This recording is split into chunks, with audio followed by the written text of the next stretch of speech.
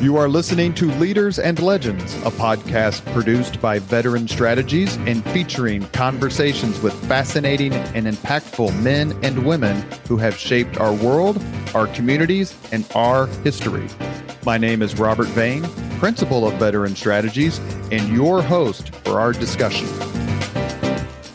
You are listening to Leaders and Legends, a podcast presented by Veteran Strategies, an Indiana-based public relations enterprise, and sponsored by Garmon Construction, Leaders and Legends LLC, the Grand Hall and Conference Center at Historic Union Station, the McGinley's Golden Ace Inn, and NFP, a national insurance broker with strong local content. Our podcast is featured on the All Indiana Podcast Network in partnership with Wish TV. You may find Leaders and Legends at allindianapodcastnetwork.com. Thinking of starting a podcast or need to host a public meeting? Let Leaders and Legends LLC be your partner as you look for new ways to communicate your message. Please contact Chris Spangle or me at leadersandlegends.net. And as always, all our podcast interviews are dedicated to the legacy and generosity of P.E. McAllister. Thank you for joining us on the Leaders and Legends podcast. Our guest today is Professor James Oakes. He is one of the leading historians of 19th century America, and in a series of influential books and essays, he's tackled the history of the United States from the Revolution through the Civil War. His pioneering and popular books include The Radical and the Republican, Frederick Douglass, Abraham Lincoln, and the Triumph of Anti-Slavery, and Freedom National, The Destruction of Slavery in the United States, 1861-1865. The latter two garnered, respectively, the 2008 and 2013 Gilder Lehrman Lincoln Prize, top prize in the country, in my opinion. It's an annual award for the finest scholarly work in English on Abraham Lincoln or the American Civil War era. His most recent book is The Crooked Path to Abolition, Abraham Lincoln and the Anti-Slavery Constitution. He is an alumnus of Baruch College, and he holds MA and PhD degrees from the University of California at Berkeley. He has been on the faculty of the City University of New York Graduate Center since 1997 and the holder of the Graduate School Humanities Chair since 1998. Have I gotten it right so far? So far. Before going to, I should say, CUNY. He taught at Princeton and Northwestern universities. Professor Oakes, thank you for coming on the Leaders and Legends podcast. Thank you for having me. It's a pleasure. You're highly recommended by none other than Professor Michael Burlingame. How does that make you feel? He's biased. He's a good friend. Even if I was a lousy historian, he's a good friend. He might recommend. We just talked to him about various aspects of the Civil War, but we mostly focused on his book, The Black Man's President. When someone, it's terrific. Yes, absolutely. When a scholar decides to delve into the world of Lincoln, what are the opportunities and what are the obstacles? The obvious obstacle is that so much has been written about Lincoln that finding something new to say is not easy. For someone like Michael Burlingame, who is the most indefatigable researcher in the field, that book is the result of an enormous amount of research that came up with information we just didn't know, that I didn't know about, and that he uncovered through his extraordinary delving into the newspaper archives. So that's another way of doing it. Or if times change and the reasons we study the past change with the times, and sometimes you just need to go back over Lincoln and see what he might look like from the year 2023 that he might not have looked at from 1923. or 1953. Has Lincoln had his big era of reappraisal like so many other Grant? We're going through Ulysses S. Grant's right now, Robert E. Lee, obviously Alan Nolan's book, and then Right. Thomas Connolly's book, The Marble Man. All these folks tend to go through a reassessment. Has Lincoln gone through that? He's always going through reassessments. I think since the civil rights movement, there has been an increasing focus on, for example, on Lincoln's racial ideas that weren't part of the way Lincoln scholars wrote before the civil rights movement. And the most recent manifestation of that would be, I think, the widespread fascination right now with Lincoln's views on colonization, which you would hardly find in books about Lincoln a generation ago, for example. So I think, and that's a function of the world we live in now, I think. You anticipated one of the questions I was going to ask later, so I'll ask it now. Without being teleological, was there merit in Abraham Lincoln's somewhat, I would say, ephemeral, is that the right term, embrace of colonizing the slaves once they were freed as a way to give them a fresh start?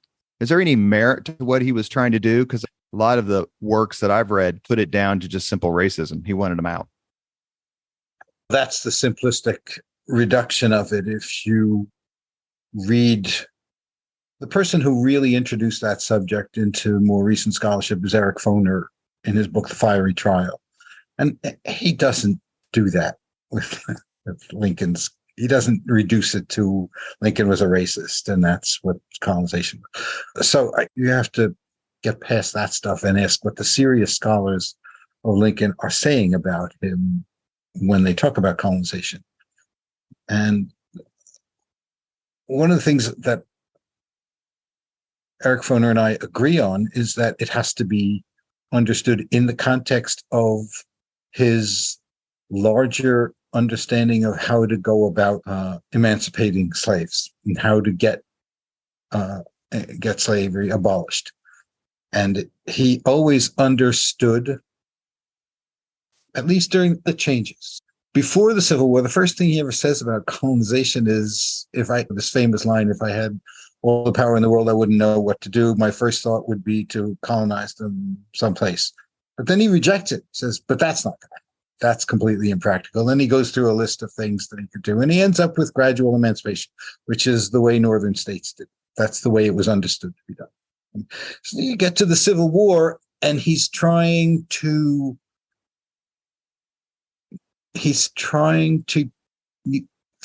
use every means at his disposal to get the states, as many states as he could, to abolish slavery. And one of the incentives he's offering the states is, we will subsidize the voluntary emigration of the freed people if you pass a law abolishing slavery in your state.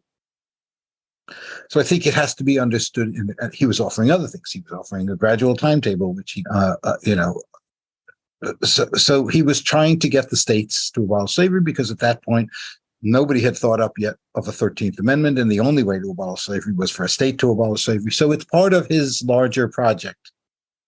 And it's not just him. It's the way everybody understood slavery would be abolished. Use what mechanisms the federal government has at its disposal to encourage, nudge, coerce maybe the states into abolishing slavery on their own. And when the war comes, he's got a lot more leverage. He can use the club of military emancipation as well as the carrot of subsidized colonization, if you will. How hard? Go ahead. It's got to be understood in that context. It was not a function of his racism. If anything, I would say it's closer to being a function of his anti-racism, because he always justified it. When he justified it, it was on the ground, especially in the famous meeting he has with a group of Washington leaders in the summer of 1862 when he calls them to the White House. What he says is, your people are discriminated everywhere in the United States.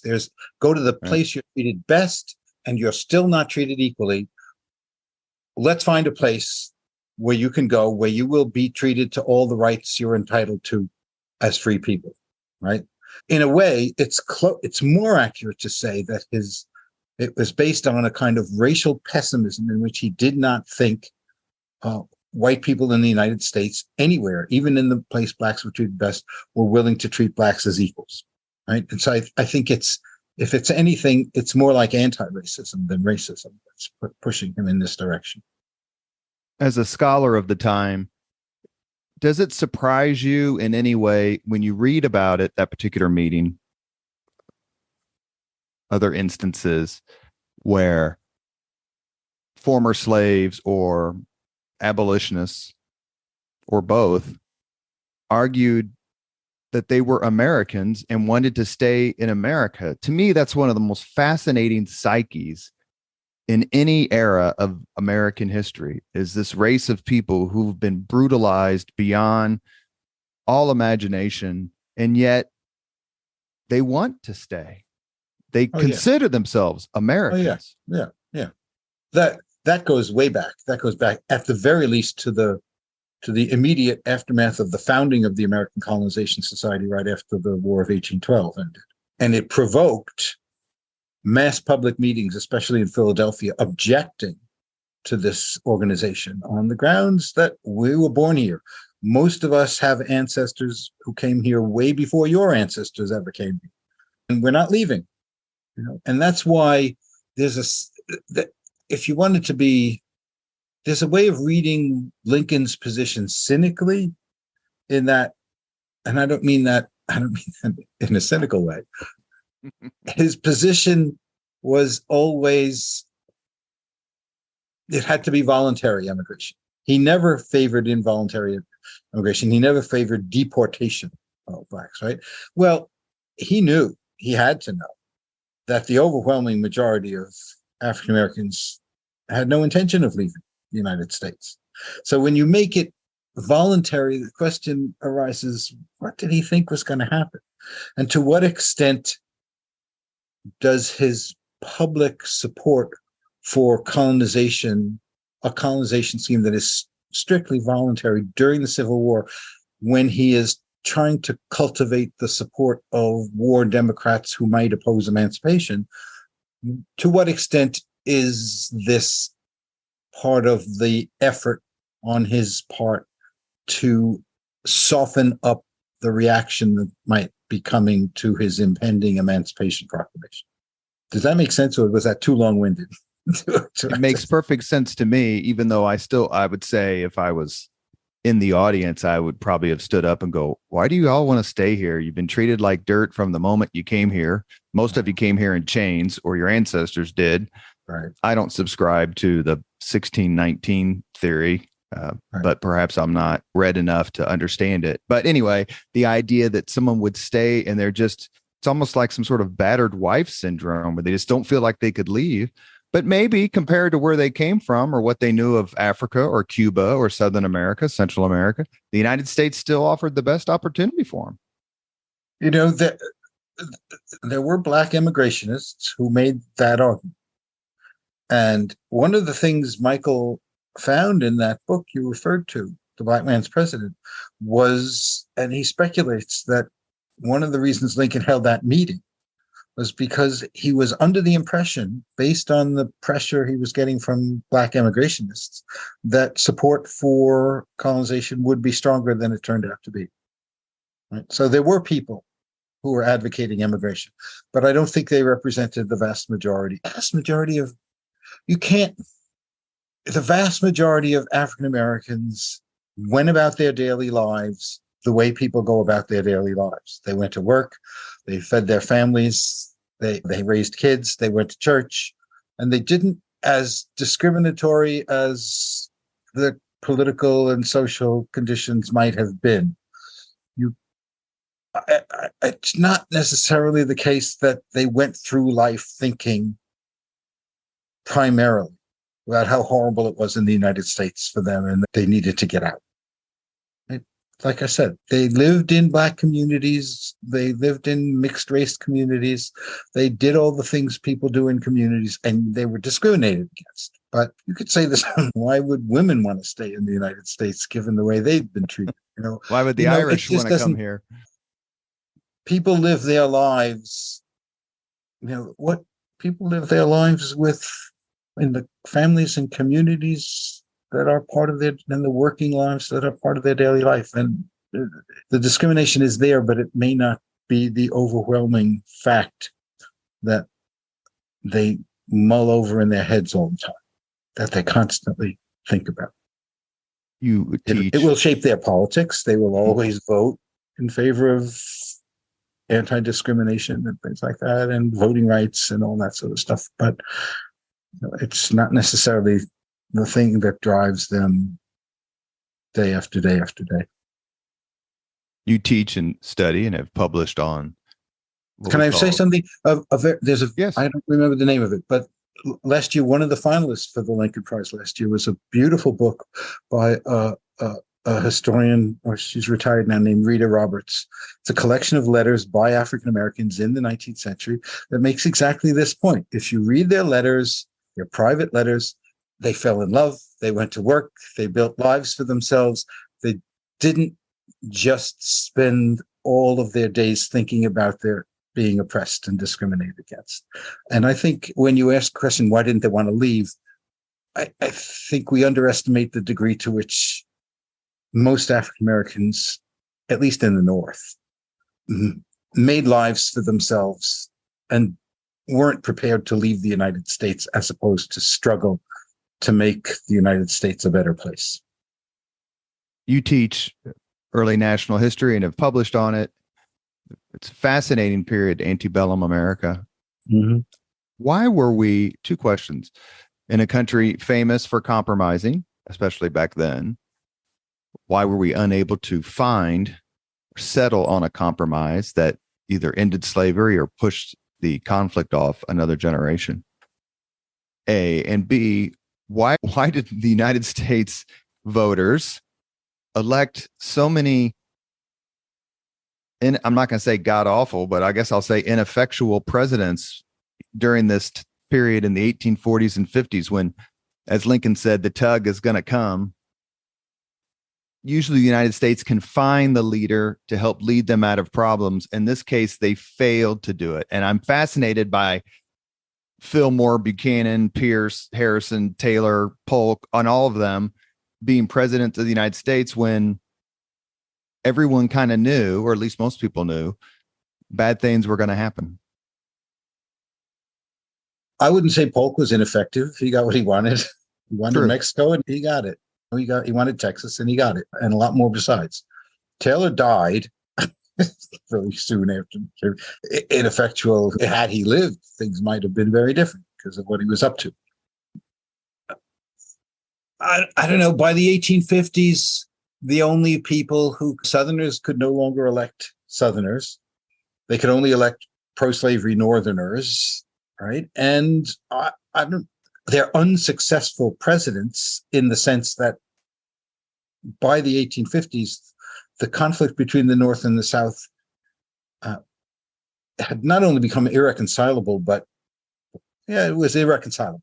I think ultimately you could garner enough votes to shove through a fugitive slave law in 1850, but the overwhelming majority of Northerners in Congress voted against it, and they got beaten down thanks to heavy pressure from Fillmore. And all of their victories, that law, the Kansas-Nebraska Act, the Supreme Court, they're all Pyrrhic victories because they all do more damage to the South than to the slaveholding forces than you'd think, given the fact that they win. And then at a certain point, the anti-slavery North just is growing bigger and stronger, and eventually it's strong enough to elect its own president. And once the slave states secede, that anti-slavery majority in the North has complete control of both houses of Congress, and you can do things that you couldn't do otherwise, right? I'm not sure the things we call compromises, like the Missouri Compromise, there wasn't much compromising going on. The Northerners voted against that, clearly. And there's a reason the great historian David Potter calls the Compromise of 1850 the Armistice of 1850, because there wasn't much compromising there either. Stephen Douglas had to break every part of it up so that he could get different votes from different coalitions of the Northerners would vote one way and they'd get something passed with a few other votes, and the Southerners would vote one way and they'd get something passed with a few other votes beside the Southerners. But there wasn't much compromise going. So it's not clear to me that they ever were able to compromise on some issues. On the two issues they never were able to compromise on were fugitive slaves and the Western Territories. You never get a serious compromise on those issues. A few weeks ago, I did a podcast interview with Joel Richard Paul. I don't know if you have heard of him or know him, no. But he wrote a book called Indivisible, Daniel Webster and the Birth of American Nationalism. And of course, slavery is all over this book, one way or the other. Was there a chance, maybe, and let's say as we get closer to the conflict, were there missed opportunities among American leaders, North and South, to fashion a compromise or an agreement that would have prevented the Civil War? But I certainly hope not. With Lincoln, the tug had to come. I'm not rooting for the compromisers. And there's no, if we just would have zigged back in 18 whatever instead of zagged, we maybe could have come up with something. The closest I'm willing to go in that direction, because I think the South had been winning long enough and it was time to just, as Lincoln said, put the foot down. The furthest I'm willing to go in that direction is to speculate about what would have happened if there hadn't been a civil war. If they had, would slavery have survived for very long? And I can go either way on the answer to that hypothetical question. There are people nowadays, when I talk about what I call the anti-slavery project, the anti-slavery people imagined the federal government could do, since it couldn't directly abolish slavery in a state. You take all the things it could do, fence it in, close off the Western Territories, don't return their fugitive slaves, don't protect slavery on the high seas. If you're starting from the assumption that the only way slavery can survive is by expanding and you choke it off and don't let it expand, would that project have eventually led to the destruction of slavery? What's the phrase? Path without the Civil War. Of ultimate yes, putting slavery on a path of ultimate extinction. I can go either way on that. The trajectory of Northern economic development was such that the North was only going to get stronger and stronger, and the South was reacting increasingly aggressively to this fact. And it's easy for me to imagine that at a certain point, Northerners would become sufficiently aggressive that the anti-slavery project itself would become more aggressive, like they could ban the interstate slave trade, which would really be a problem. They could do they could do other things. They could abolish slavery in every federal facility in the southern states, right? And they could flatly refuse to return fugitive slaves. And maybe they could adopt some serious colonization project that would encourage slaves to, in combination with encouraging them to come to Union lines, federal lines, and not be returned, and then say, we can send you to Costa Rica or Panama or someplace where you can. There's all sorts of ways in which you can imagine the increasing power of the North squeezing the slave states further and further until they do succumb, right? On the other hand, it's the largest, wealthiest slave society in the world. They were never going to give it up. Compromise, I don't think it would have been compromise that would have done it. It would have been defeat. It would have been the Democrats retake Congress in 1862 or something like that. But it wasn't going to be, there never were compromises that were meaningful, maybe except at the Constitutional Convention. But Missouri wasn't a compromise. 1850 wasn't a compromise. There was never going to be a compromise during the secession crisis.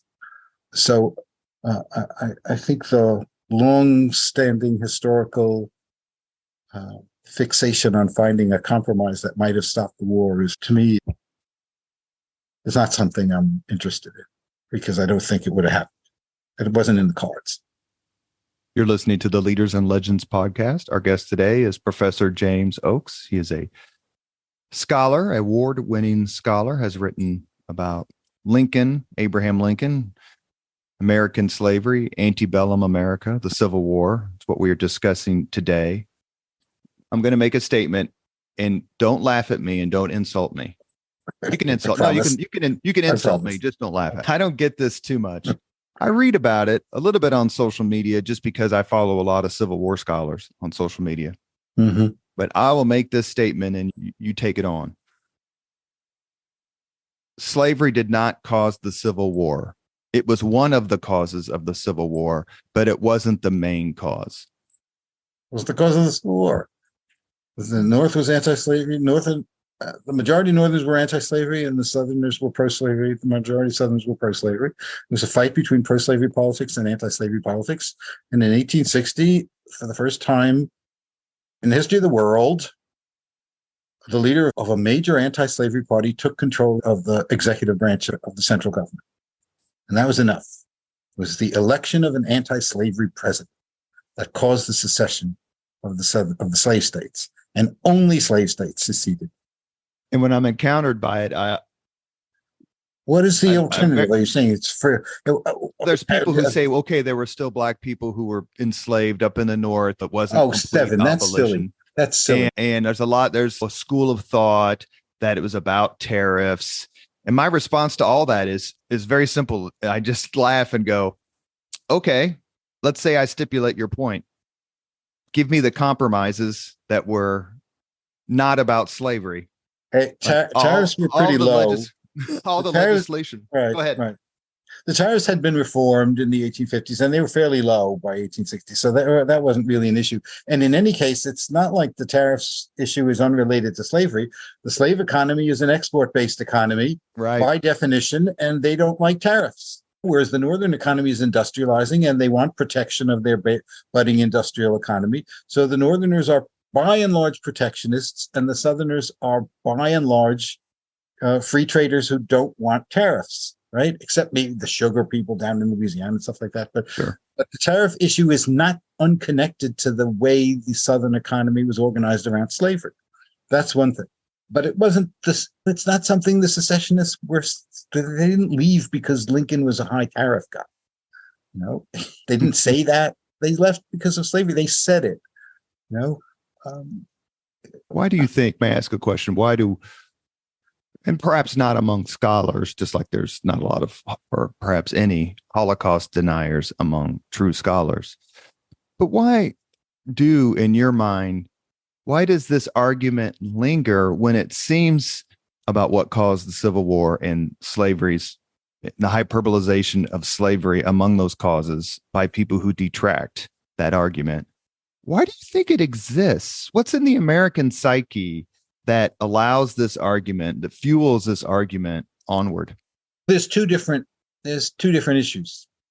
There's the question, when you say slavery caused the Civil War, and you ask most historians what caused the Civil War, and they will agree that slavery caused the Civil War, right? And when you ask them to prove it, they will cite what the secessionists said, right? They will say the Southern states were slave states, and they explained that they were leaving the Union to protect slavery. So they accept the pro-slavery origins of the war. What they don't accept are the anti-slavery origins of the war. And that's in real dispute among historians, right? So a lot of the resistance to the idea that slavery caused the Civil War is actually coming from mainstream historians who don't believe that the Republican Party was a genuinely anti-slavery party, that Lincoln was a genuinely anti-slavery candidate for president and a genuinely anti-slavery president. Right? So that's a much bigger problem than the very small group of eccentrics who still say things like the Civil War was caused by states' rights or tariffs or something. So may I ask, where do you fall on that Republican Party, Lincoln argument, anti-slavery? No, I think there are pro-slavery origins and anti-slavery origins. The reason the slave state seceded when Lincoln was elected is because he was anti-slavery. And if you read the secessionists who are in a lot of the older historiography are described, and even some recent are described as hysterical. Actually, I find their arguments remarkably clear-headed about the anti-slavery project. If we don't leave now, they will shut off. They will not return our fugitive slaves. They will shut off Western territories. We won't be allowed to expand. They'll suppress slavery on the high seas. We won't have a coastwise slave trade. They might even try to regulate the interstate slave trade. They're going to abolish slavery in Washington, D.C., right? They're going to do all these things. And we better get out because that's just the beginning, right? They understood exactly what the anti-slavery forces were and what they stood for. And I think that position was just that anti-slavery position was just getting stronger and stronger. And the Republican Party presented Northern voters for the first time with a politically viable anti-slavery platform that was sufficiently persuasive to get them presidency, and when the slave states seceded, control of both houses of Congress. They were an anti-slavery party. That's what the Republicans were. They were an anti-slavery party. It's the reason the Democrats said they were a sectional party, because there is no anti-slavery party anywhere in the South. You are listening to Leaders and Legends, a podcast presented by Veteran Strategies, an Indiana-based public relations enterprise, and sponsored by Garmond Construction, Leaders and Legends, LLC, the Grand Hall and Conference Center at Historic Union Station, the McGinley's Golden Ace Inn, and NFP, a national insurance broker with strong local content. Our guest today is award-winning and influential American historian James Oakes. Professor Oakes, is there a particular Hoosier leader and or legend you admire most? It's tough. Choosing between Larry Bird and Oliver P. Morton? I wasn't going to say Larry Bird. I was going to say Oliver P. Morton. I admire Larry Bird, but why Morton? But I lived in Chicago, so I was. Oh, oops! It was Michael Jordan all the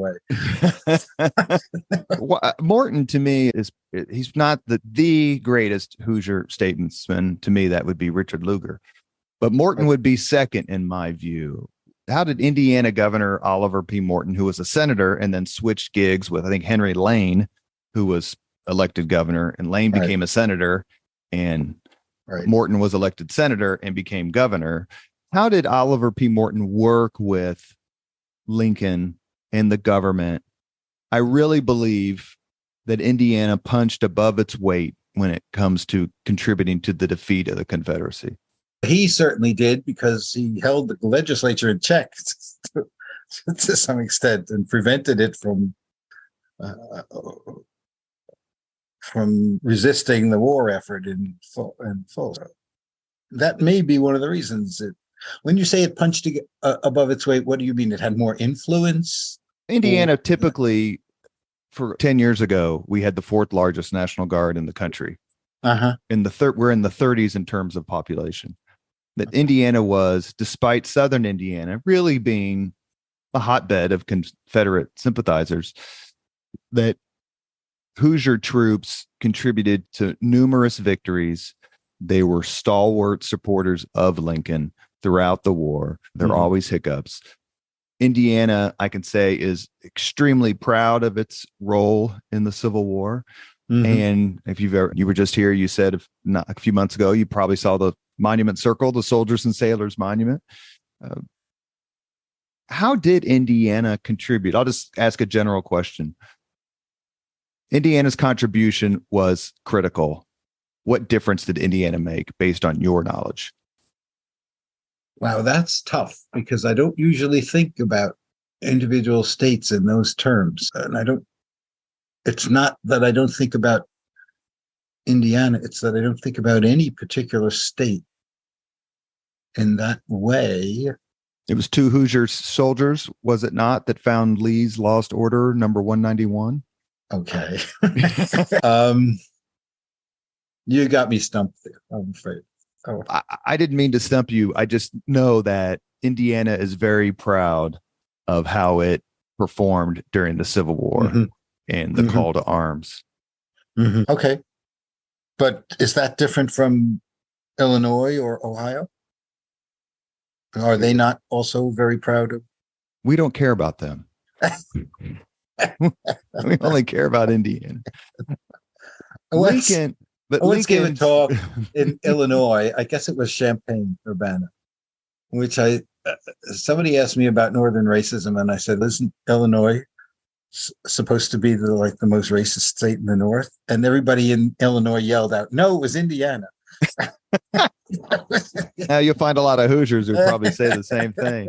Lincoln lived here for several years as he traveled from Kentucky to Illinois. So there's a lot of Lincoln lore here in the state. No, that's right. The Fort Wayne Museum collected a lot of that stuff. How did we interviewed Edward Acorn. I don't know if you've read his books. He wrote a book on the 1860s. He just published a new one on the convention. We interviewed him about that. And we also interviewed him about his book, Every Drop of Blood, about Lincoln's second inaugural address.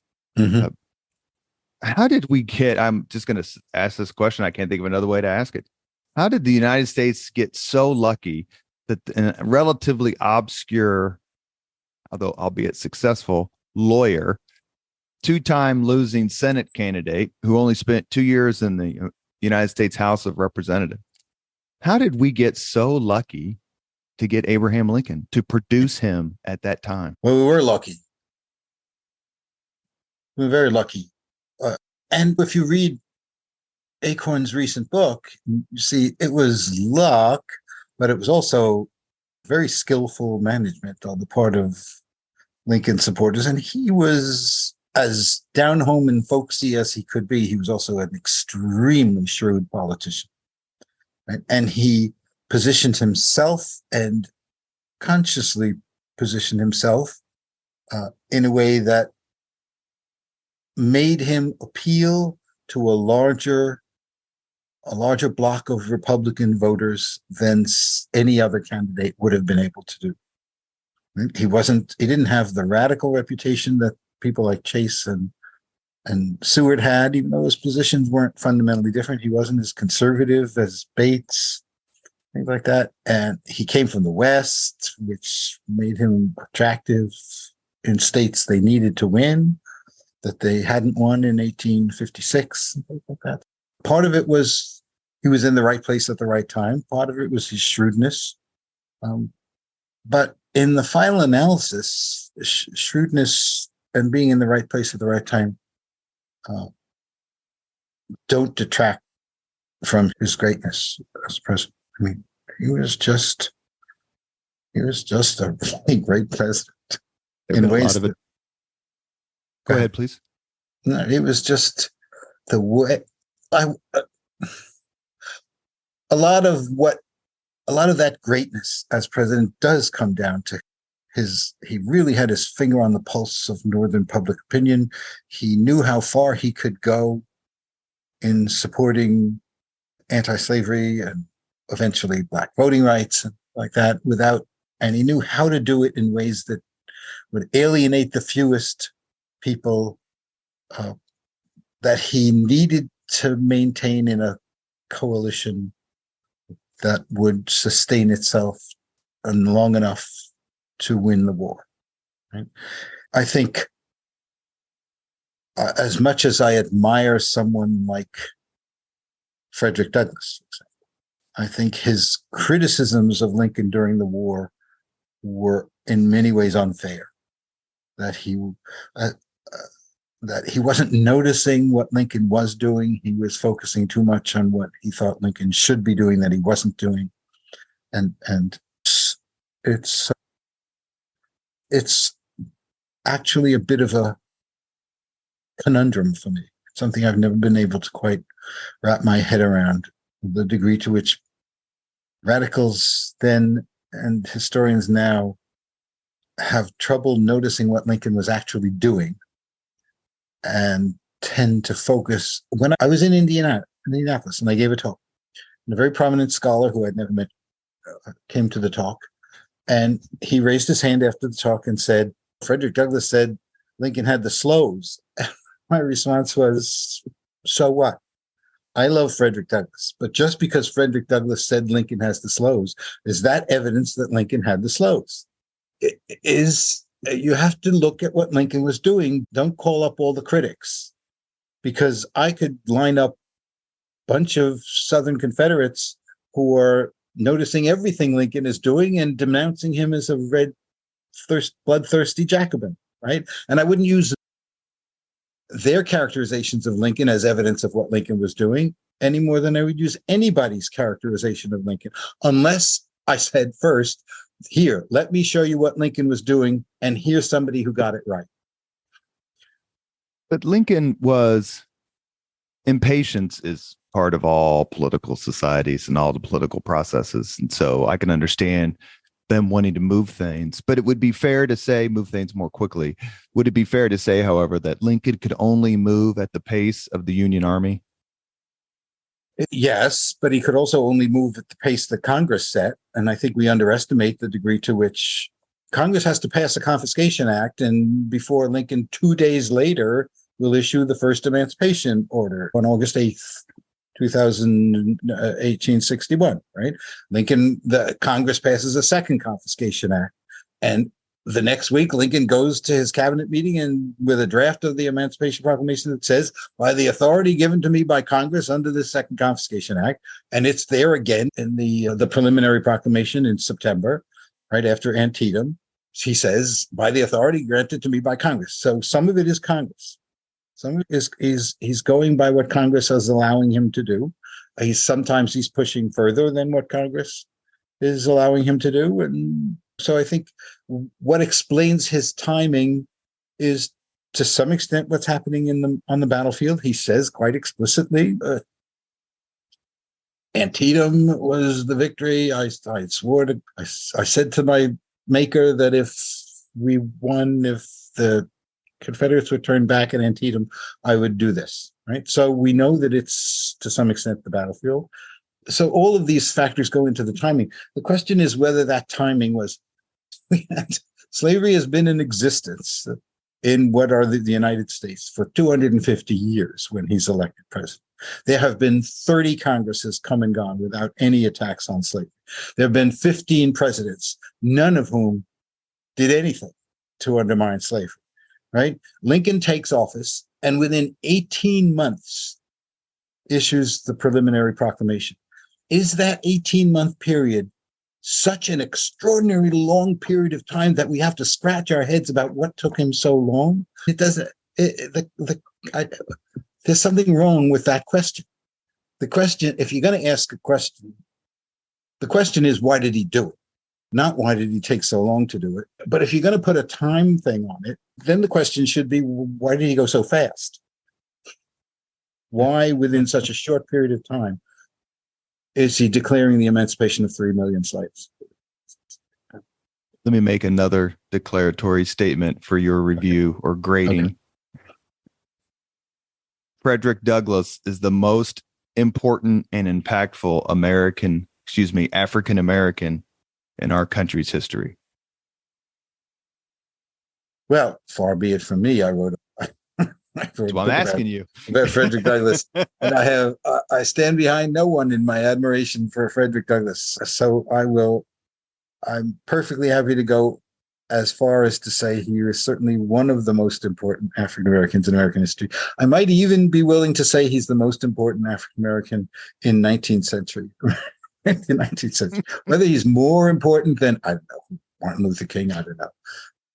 Sure, I don't have a problem with somebody saying that. I would phrase it differently just to protect myself by saying one of the most important. So somebody can't come back and say, what about Martin Luther King? What made Frederick Douglass, besides his, I'm going to probably answer my own question, so forgive me. Besides his courage and his intellect and his stubbornness, in some ways, what made Frederick Douglass stand out so enormously during this time period. To me, I think he's on the Mount Rushmore of the foremost important Americans of the 19th century, but you know him a little better than I do. Here I think David Blight was right to describe what he was doing in his biography, in his great biography of Frederick Douglass, as that he was writing the biography of a writer, right? And I think it's, when we talk about his intellect, we're really noticing the intellect in his writings and his speeches, right? And his ability to articulate complicated, sentiments in lucid, passionate prose on the greatest issues of the day is just unparalleled, absolutely unparalleled. He could be frustrating. He didn't have the most immaculate private life. He didn't pay enough attention to his children. He had terrible things to say about Indians and things like that. He's not a perfect human being. There is no such thing as a perfect human being. But his career begins in the 1840s and it lasts to the 1890s. And he's on the right side of every major issue confronting the United States, just about every, and he's not just on the right side, he's a forceful advocate for the right side of some of the most important issues in a 50-year span of time. There are very few people last that long and are well into their advanced age joining women's rights conventions to support women's suffrage in the 1890s. Like that. It's quite remarkable.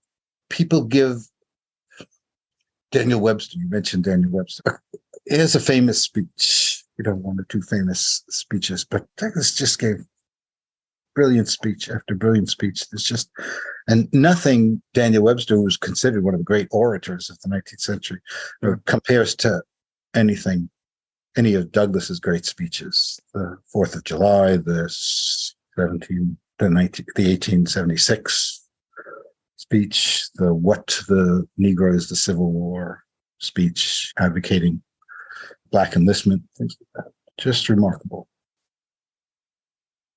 Scholarship, academics for the last, and I confess to not knowing, I know a little bit of the historiography of this, but not all of it, have been pushing against the quote unquote great man theory of history.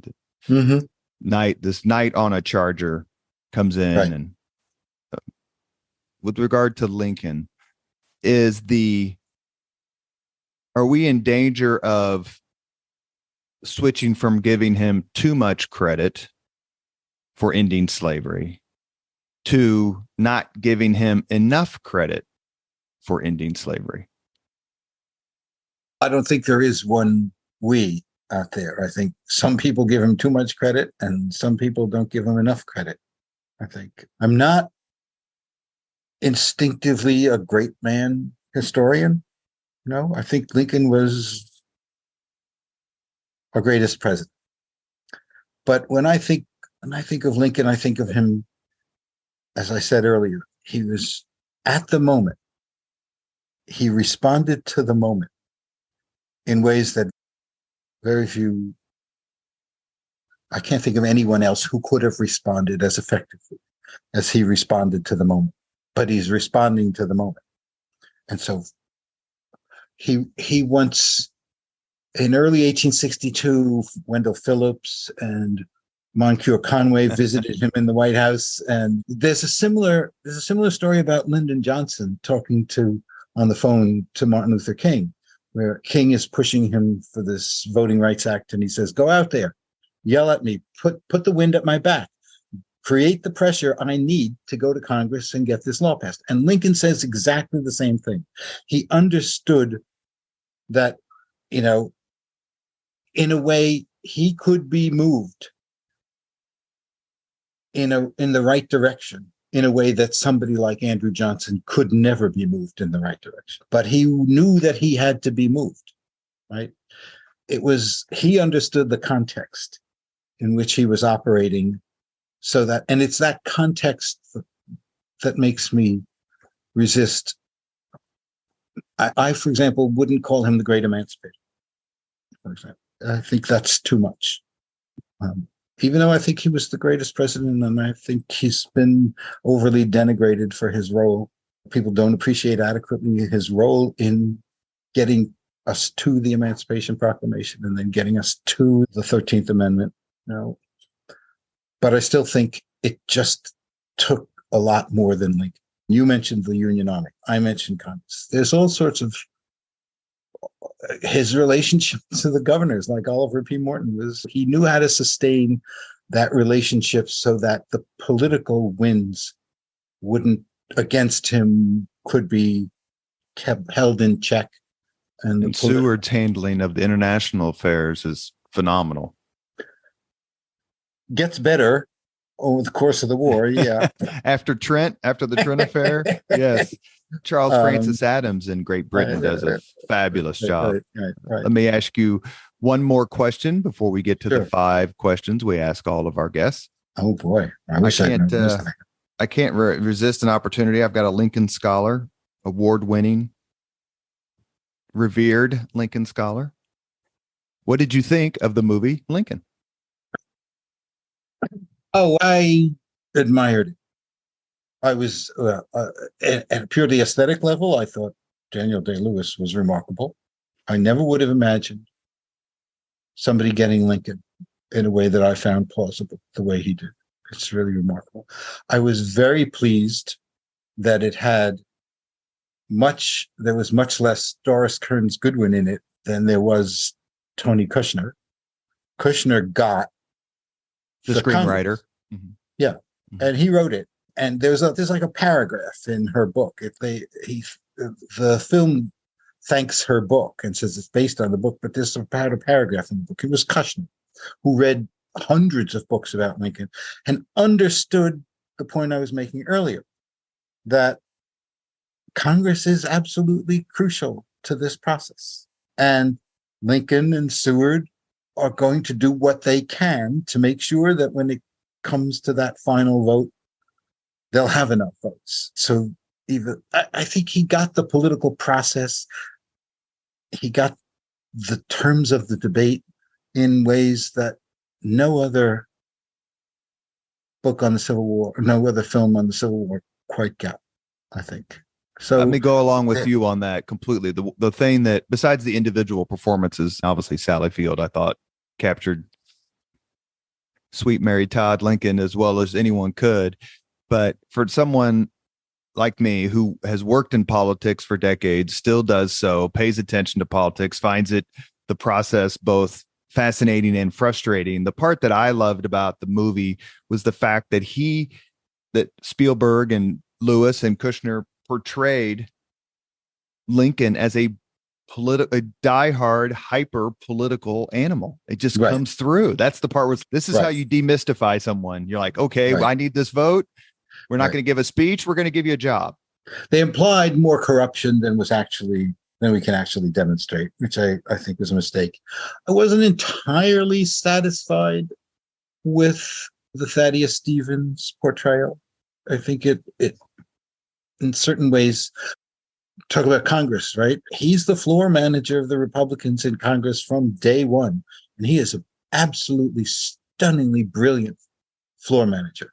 And he comes to us in the historiography as this most radical of all the radicals and stuff like that.